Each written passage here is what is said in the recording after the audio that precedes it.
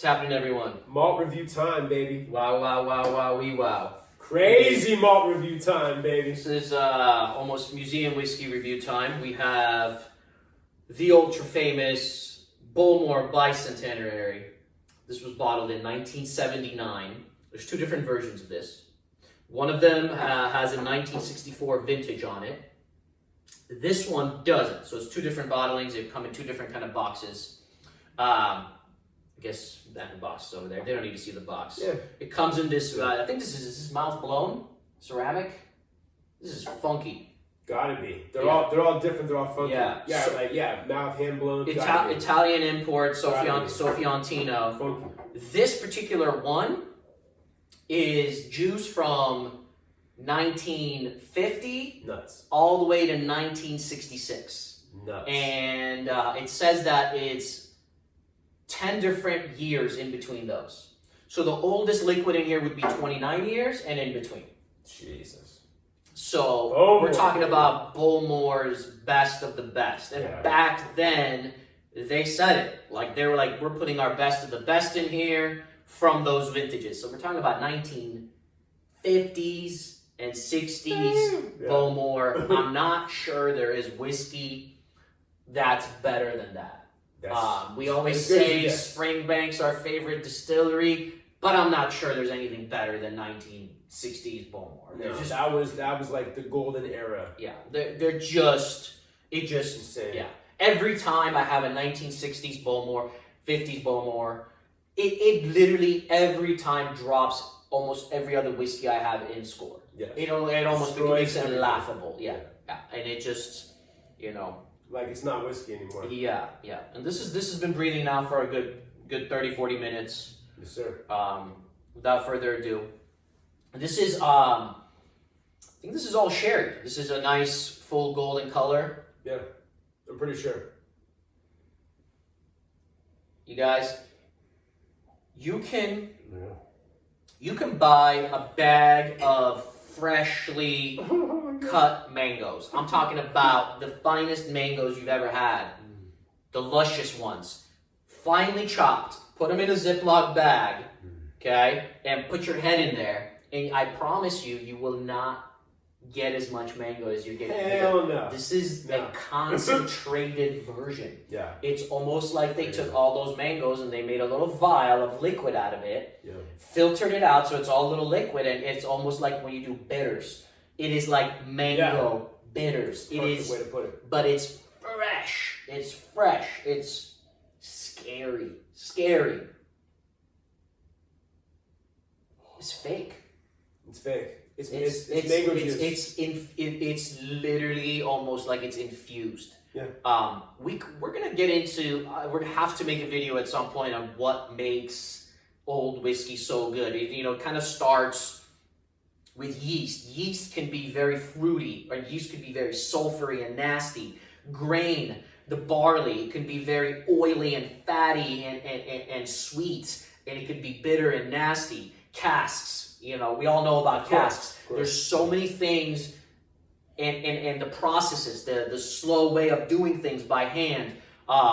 We can get into the finer details of it, and by no means are we any experts on it, but there's a reason why whiskey tasted so different in the 50s and 60s, and there's nobody that did it better than Bowmore. No, and like Golden Promise barley, for example. Yes. The quality of everything was better back then. The mangoes and the papayas and the peaches and cream and But then also the old dirty sherry, the old dirty like Paxaret tasting, like acidic vinaigrette we talk about, like a sherry vinaigrette, very aromatic, almost like a perfume or cologne. The old school sherry underlying all that, just like adding this extra exotic, like kind of dirty element to it, making complex all the gorgeous, succulent, fresh tropical fruits. And we can't forget, this is a whiskey from Islay, so you're also getting like anchovies and the mineral element and sardines. And then it's that wet, we always like to use this words, wet ocean spray kind of come in. It's just almost like having like mangoes and papayas and stone fruits while you're walking on a beach while it's windy, it's blowing in your face.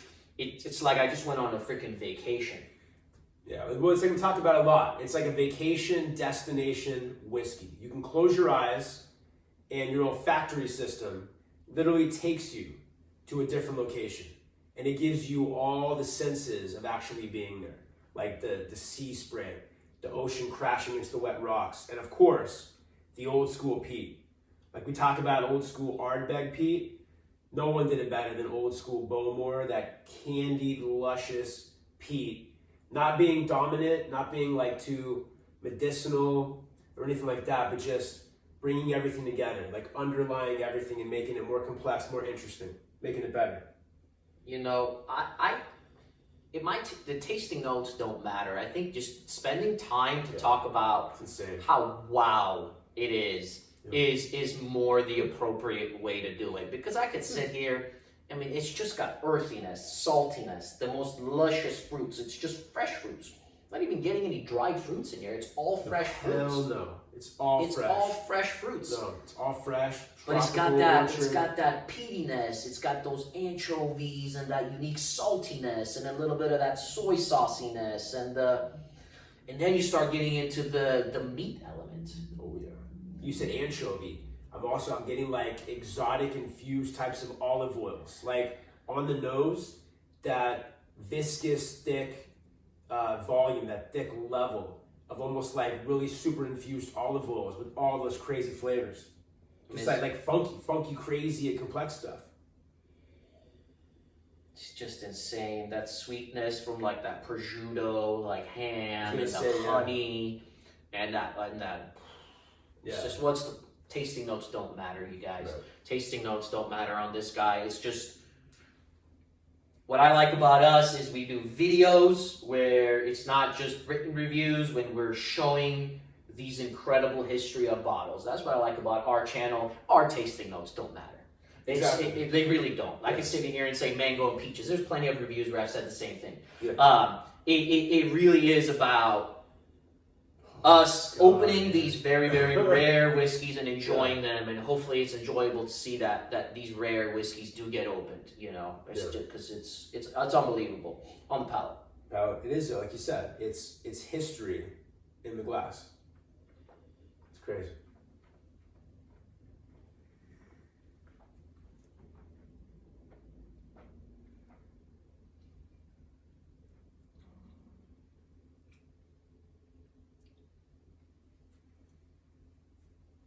Buttery. Mike was mentioning he was mentioning infused olive oils. It's kind of like when you go into one of those shops and they have all those olive oils where you can taste. Yeah, and try them out. And I'm thinking of that because you said olive oil earlier, but it's just oily. It's just rolling, and it's much more peaty actually on the palate now. It actually has some aggression, like motor oil and fishnets and sardines and anchovies and that saltiness, that soy sauce, the salty ham, the salty prosciutto with the papaya and mango. Just imagine it. I'm imagining that prosciutto with those delicious mangoes in there, wrapped, drizzled in a little bit of that fine olive oil and that vinaigrette. Balsamico. Yeah. The acidity. Right. Sweet and sour. Is perfection. It's perfection. It's just. This got nuts, man. Because it's hard. You can't tell obviously what level it's at, but we've had it open for quite some time. This has been open for years. And it's done a crazy journey. It has had a crazy journey, and it's always had right off the bat. It always had those luscious fruits. It always had that beautiful peat. But each time you put this to your nose, each time you put this on your palate, it's another journey. It's a little different. It's a different journey, yeah. Sometimes it's 43% ABV, by the way, you guys. Sometimes it tastes 43% ABV, sometimes it tastes 50% ABV, sometimes it tastes 40%. It's a journey. The fact it's that different every time, it is. It's like old school Bowmore magic. It is. It's so different every time. Yeah, just like you said, like earth from the peat, earth and funk and exotic stuff, and I'm getting like mushrooms and black truffles now, like in the balsamico, like he said, like really sweet, it's still smoky, prosciutto wrapped around like pear and mango. Like you get a really good Italian restaurant. It's just nuts, man. It's so unique. You know, you ever had those Japanese candy when you go to like World Market? They have all those Japanese candies, and it's got these like Japanese pears and mandarins. Reminds me of Japanese candies. Oh yeah. And just the rainforestiness of it, the wetness of it. It's like it reminds me of like being in Japan, walking through a rainforest, and it's just honestly, Mike.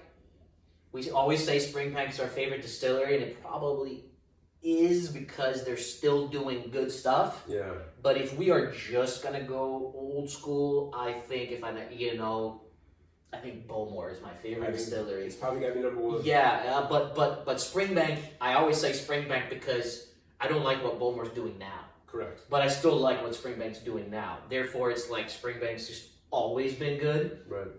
That's why I always say Springbank's my favorite distillery. But this is. I mean, if you have to rate how many different bottles at certain score levels that Bowmore's put out over those years, it's probably got to be number one. It's so unique, man. It's so different. Oh my God. No, you're right. Like that, it's earthy, right? Like everything's exotic. It's earthy, but like you said, it's exotic earth, like rainforest. It's rainforesty, like Japan. It's crazy. What a collector's item this is. Oh fuck yeah, man. I know a lot of, and they're all different. Hand blown. Another Italian import, by the way. Sofiantino. Sofiantino, baby. I know a lot of collectors who, I don't know a lot of collectors who have this in the collection, but I know collectors that have this in their collection, and you're definitely not opening it. Some serious big time collectors. The beauty is they put a shit ton of bottles out of it. They do. You still get it at a not too crazy price. Crazy, but not like impossible. I'm gonna say, and I haven't had this in such a long time, so it's just like it kind of slips my mind when I'm thinking of the best buys at auction. But I do believe at auction, you want to buy this at a shop like the Whiskey Exchange, they're probably gonna charge you like $6,000. Yeah. But I think you can get it for like $3,500 ish at auction. If you factor in what it goes for in pounds, and then you add the 10%. Yeah. I think it's somewhere around $3,500. And we always use the term museum whiskey. And the reason why I said this is almost a museum whiskey is nothing to do with quality. It's that there are actually a decent amount of them available. When I say museum whiskey, it's like bottles that pop up in auction like only a few times a year. This is available usually at almost all auctions. That's the beauty. They did make a ton of bottles of it. Like you said, they use so many different vintages to make it. Yeah. For the blend. Yeah. So somewhere around $3,500. I'm trying to think, what's a better whiskey for $3,500? Can't think of one. Can't think of one. Need more time. Yeah. There might be, but yeah, I can't think of it right now for sure. Just stunning. It's tough. This might be, maybe it's the mood. I don't know what we're doing today. This might be the best it's ever been having this. And when we first opened this, we were crazy about it. Mike, we bought this, 5 years ago? I think so. 4 or 5 years ago? Actually, 7 years ago. It was my younger son's birthday bottle. So 7 years ago. 7 years ago, I believe 1,100 pounds. Yes, on the dot for the Whiskey Exchange. Or maybe like 1,000 pounds. 1,000 or 1,100 pounds. And back then, the pound was about 1.5. Yeah, it was. So it was about $1,600 right. when we got it. That's exactly what it was in American. It was about $1,600 when we got it 7 years ago. Considering some of the bottles that we were into back then, that were like $4,000 or $5,000, that are now like $30,000 or $40,000. Yeah. You know, and it's what you said. It's that they're out there.